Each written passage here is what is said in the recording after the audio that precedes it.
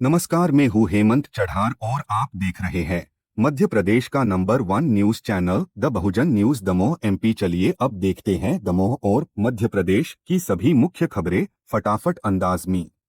दमोह जिले के 13 आयुष्मान आरोग्यम स्वास्थ्य केंद्रों पर विशेष महिला स्वास्थ्य क्लिनिक आयोजित किए गए, जहां 376 गर्भवती महिलाओं को निःशुल्क स्वास्थ्य सेवाएं मिली। विशेषज्ञ डॉक्टरों ने उनकी जांच, परामर्श और उपचार किया, साथ ही आयरन और कैल्शियम टैबलेट भी वितरित की गयी। इस पहल का उद्देश्य सुरक्षित मातृत्व सुनिश्चित करना और महिलाओं को बेहतर स्वास्थ्य सुविधाएं देना है। दमोह में नीट 2025 परीक्षा 4 मई को पीएमश्री केंद्रीय विद्यालय और शासकीय उत्कृष्ट विद्यालय में आयोजित होगी। कलेक्टर सुधीर कुमार कोचर ने परीक्षा को शांतिपूर्ण और सुव्यवस्थित तरीके से संपन्न कराने के निर्देश दिए हैं। परीक्षार्थियों को सुबह 11 बजे से प्रवेश मिलेगा और उन्हें admit card, 2 passport size photo और ओरिजिनल फोटोयुक्त आईडी साथ लानी होगी। परीक्षा केंद्र पर ब्लैक बॉल पॉइंट पेन उपलब्ध कराया जाएगा, जबकि परिजनों के लिए छांव, पानी, टेंट और खानपान की सुविधाएं रहेंगी। साथियों, जैसा कि आप जानते हैं, कल 4 मई को नीट की परीक्षा है और इस संबंध में मैं जो विद्यार्थी परीक्षा दे रहे हैं और उनके पेरेंट्स, इन दोनों के लिए कुछ महत्वपूर्ण बातें आपके सामने रखना चाहूँगा। सबसे पहली बात यह है कि नीट के लिए हमारे यहाँ पर 2 सेंटर बनाए गए हैं। पहला सेंटर हमारा पीएमश्री केंद्रीय विद्यालय दमोह है और दूसरा सेंटर हमारा उत्कृष्ट विद्यालय यानी एक्सेलेंस स्कूल है। तो इन दोनों केंद्रों पर हमने सारी व्यवस्थाएं सुरक्षा और सुविधा की हैं। सुबह जो पेरेंट्स के लिए बहुत इम्पोर्टेंट है, वो ध्यान रखने की बात यह है कि केंद्र पर हमने पेरेंट्स के चूंकि बाहर स्कूल बाउंड्री के बाहर ही वो खड़े रह सकते हैं या बैठ सकते हैं। स्कूल प्रीमाइसेस के अंदर, बाउंड्री के अंदर सभी का आना सख्त मना है, इसीलिए उनके बैठने की व्यवस्था हमने बाहर टेंट लगा करके की है। तो बाहर स्कूल प्रीमाइसेस के बाहर वो कृपया वहाँ पर अपना स्थान ग्रहण करें, शांति से बैठें और यदि स्टूडेंट्स के पास कोई बैग इत्यादि हैं तो वो अपने पास रखें। और वहाँ पर हम पेड फूड काउंटर भी लगवा रहे हैं ताकि किसी को यदि कुछ खाना हो तो पेरेंट्स बाहर स्कूल प्रीमाइसेस के बाहर कुछ खरीद करके खा भी सकते हैं। वहाँ पर हम पीने के पानी की व्यवस्था भी कर रहे हैं, छाँव की व्यवस्था भी कर रहे हैं और वहाँ इतनी मिनिमम व्यवस्थाएं सब रहेंगी। पार्किंग की व्यवस्थाएं रहेंगी ताकि आप गाड़ी आराम से पार्क कर सकें और वहाँ पर पेरेंट्स या उनके जो अभिभावक या उनके रिश्तेदार जो भी आते हैं वो सब बाहर बैठ सकें। तो सबसे पहली चीज़ है कि किसी प्रकार की जल्दबाजी उसमें न करें, शांति से बिल्कुल आकर के अपना जगह ले लें। सबसे इम्पॉर्टेंट बात यह है कि समय पर आना बहुत ज़रूरी है। जैसा कि आप जानते हैं कि 11 बजे से, ठीक 11 बजे से जो स्टूडेंट्स हैं जो कि परीक्षा देने वाले हैं उनकी एंट्री प्रीमाइसेस के अंदर शुरू हो जाएगी। और मैं ये भी बताना चाहूँगा कि यहाँ पर एंट्री होने के बाद 2 तरह की प्रोसेसेस होती हैं। पहला तो आपकी फ्रिस्किंग होगी, जिसमें कि लड़कियों और लड़कों की अलग अलग जांच की व्यवस्था हम लोगों ने की है और लड़कियों की जांच के लिए कवर्ड काउंटर्स होंगे जिसमें कि जो हमारे फीमेल पुलिस ऑफिसर्स हैं वो उनकी जांच करेंगे और लड़कों के अलग होंगे। और ये जांच के बाद फिर अंदर जो है बायोमेट्रिक्स की पूरी प्रक्रिया होगी और इन दोनों प्रक्रियाओं में चूंकि समय लगता है, इसीलिए विद्यार्थियों से मेरा अनुरोध है कि समय पर अंदर एंटर हो जाएं। ये ना सोचें कि अभी तो बहुत समय है, हम लेट जाएंगे। ये इस कारण से जो है फिर अनावश्यक उसमें उनको विलंब हो सकता है। इस विलंब से बचने के लिए मेरा उनसे अनुरोध है कि 11 बजे से हम एंट्री शुरू कर देंगे विद्यार्थियों की और वो जो है 11 बजे से अंदर एंट्री करते जाएं और फ्रिस्किंग के बाद यानी कि प्रारंभिक सुरक्षा जांच के बाद फिर उनका बायोमेट्रिक्स की प्रक्रिया जो है और थंब इम्प्रेशन वगैरह, फिंगरप्रिंट लेने की प्रक्रिया जो है वो शुरू हो जाएगी। अब महत्वपूर्ण बात यह है पहली कि पेरेंट्स बिल्कुल बाहर रहेंगे, जो कि प्रीमाइसेस जो बाउंड्री है उससे बाहर 100 मीटर परिधि से बाहर उनकी व्यवस्था हमने बैठने के लिए की है। कोई भी अंदर नहीं आ सकेगा। स्टूडेंट्स को भी जो गेट है वो ठीक 11 बजे खुलेंगे अंदर आने के लिए। बाहर हम लोग रोल नंबरों की लिस्ट भी लगवा रहे हैं ताकि आप पहले से देख सकें कि आपका रोल नंबर किस क्लासरूम में आ सकता है। 11 बजे से स्टूडेंट्स की एंट्री हम लाइन लगा करके प्रारंभ कराई जाएगी और सबसे पहले उनकी फिर फ्रिस्किंग होगी। स्टूडेंट्स को ध्यान में रखना है कि उनको क्या ले जाना है और क्या नहीं ले जाना है, ये बहुत बहुत महत्वपूर्ण है, ताकि किसी भी प्रकार की असुविधा स्टूडेंट को ना हो, किसी प्रकार का तनाव स्टूडेंट्स को ना हो। इस दृष्टि से पहली चीज समय पर आए।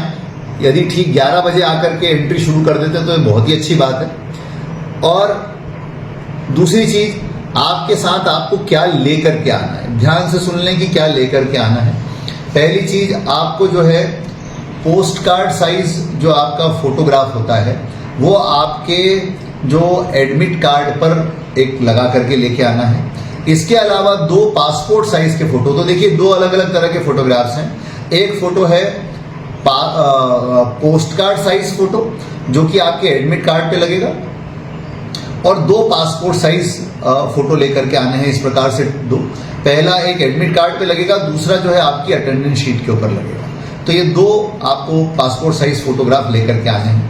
आपको किसी भी प्रकार का पेन पेंसिल नहीं लानी है। ब्लैक बॉल पॉइंट पेन आपको परीक्षा के कमरे में ही प्रोवाइड कराए जाएंगे, ये ध्यान रखना है। तो आपको जो दूसरी चीज परीक्षा हॉल में मिलेगी वो है पेन। आपको अपना फोटो आईडी ओरिजिनल लेकर के आना है। ये आपका पैन कार्ड हो सकता है, ये पासपोर्ट हो सकता है, राशन कार्ड हो सकता है, स्टूडेंट आईडी हो सकता है, आधार कार्ड हो सकता है। लेकिन इंपॉर्टेंट बात यह है कि वो ओरिजिनल होना चाहिए, और दूसरी इंपॉर्टेंट बात यह है कि वो जो है फोटो युक्त होना चाहिए। ये 2 चीजें ध्यान में रखनी है। एडमिट कार्ड के बिना आपको एंट्री नहीं दी जाएगी, और एडमिट कार्ड इसीलिए आप जो है समय पर डाउनलोड कर लें।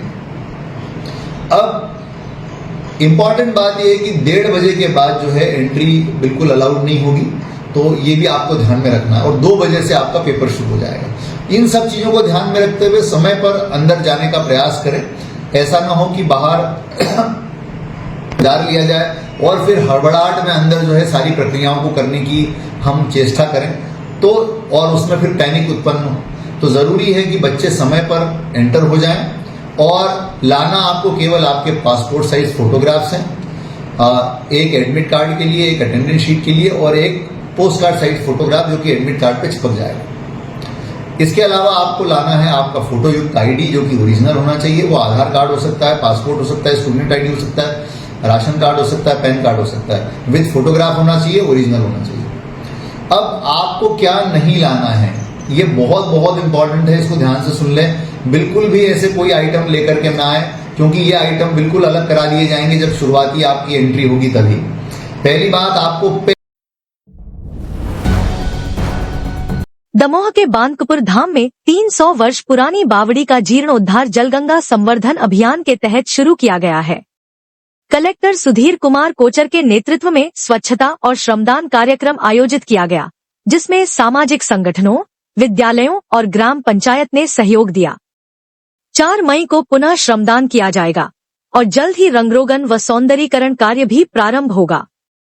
इस पहल का उद्देश्य जल संरचना का संरक्षण और सांस्कृतिक विरासत को पुनर्जीवित करना है। जलगंगा संवर्धन अभियान के तहत हम जो प्रति सप्ताह कुछ जो हमारी प्राचीन संरचनाएं हैं और भी ऐसी जल संरचनाएं हैं जिनको जीर्णोद्धार की आवश्यकता है, कलेक्टर साहब के मार्गदर्शन में और जन सहयोग से विभिन्न हमारे सामाजिक संगठन हैं, कर्मचारी गण हैं और जो स्थानीय जनता है, सबके सहयोग से ये जो प्राचीन बावड़ी है जो बांदकपुर में स्थित है, लगभग 300 वर्ष पुरानी है, इसके जीर्णोद्धार का, इसकी साफ सफाई का कार्य आज प्रारंभ किया गया है और कल फिर बड़ी संख्या में इसमें श्रमदान होगा और इसकी सुंदरता को बेहतर करने के लिए कल से और प्रयास करेंगे। उसके बाद फिर हम रंगरोगन पे जाएंगे जैसा कलेक्टर साहब ने बताया है, और इसको हम ऐसा स्वरूप देंगे कि जनता इसको देखने के लिए आए और यहाँ पर अच्छा महसूस करें।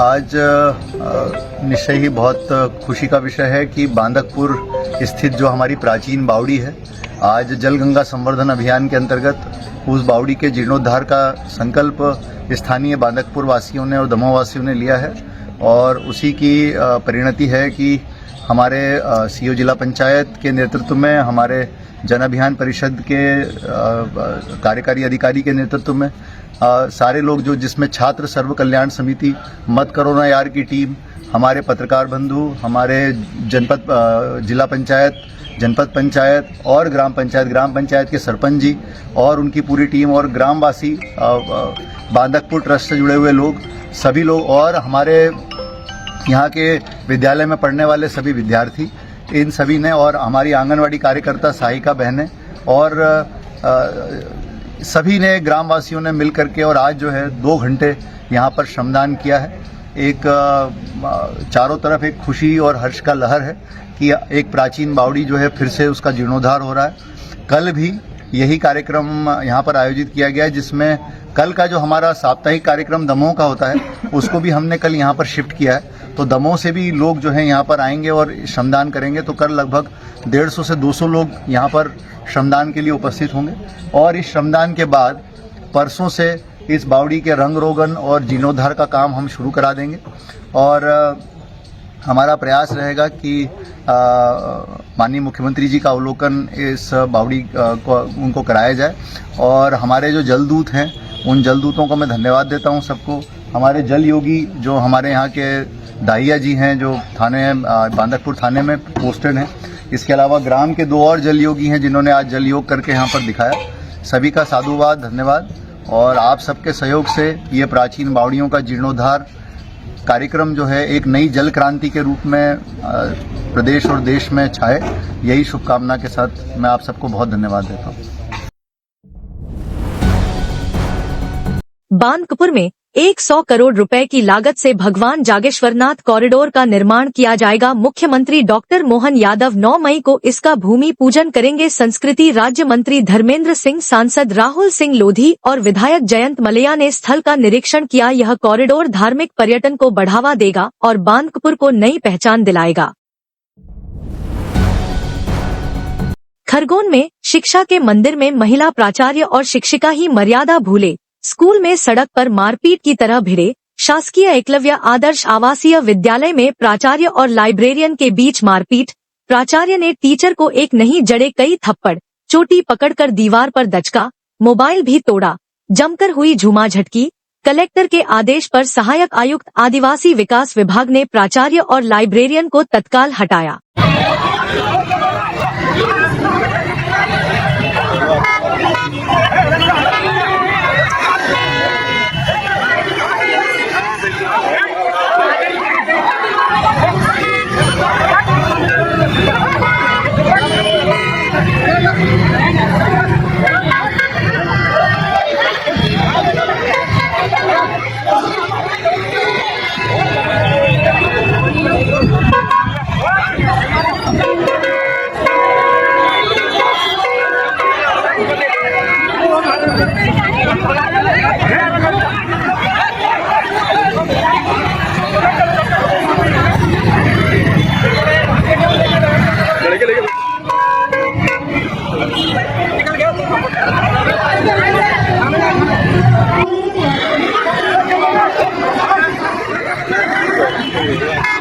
मेरा नाम लोकेश है। आप मेरा नाम मैं उधर फिर लाइब्रेरी में जाना मेरा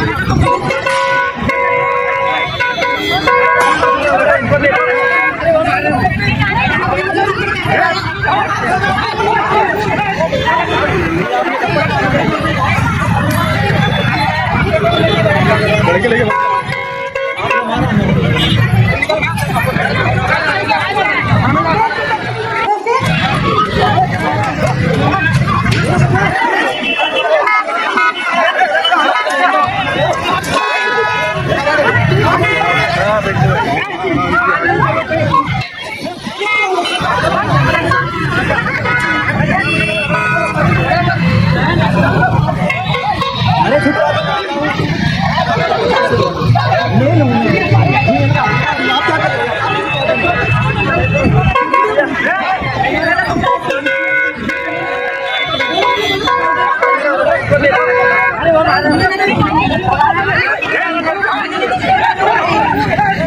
Subscribe the Bahujan News and like this video.